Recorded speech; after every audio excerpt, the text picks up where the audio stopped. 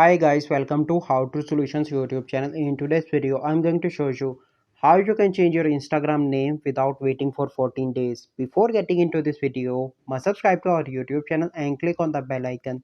So the first step is you need to do is to open Instagram. Once you open Instagram, you simply need to click on your profile picture in the right bottom corner, and then you need to click on edit profile, and here you can see the first option, name. Click on that option, and here you can see that you can only change your name twice within 14 days.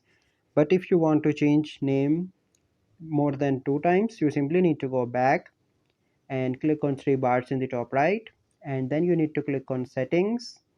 Here you need to click on help, and then you need to click on report a problem, and here you need to click on report a problem again, and here you need to explain Instagram that by mistake you change your name previously and you want to change your name with again, and here you can add an attachment if you want, and then you need to click on submit. Once the Instagram team will look at this, they will resolve this issue for you and you can easily change your Instagram name within 14 days.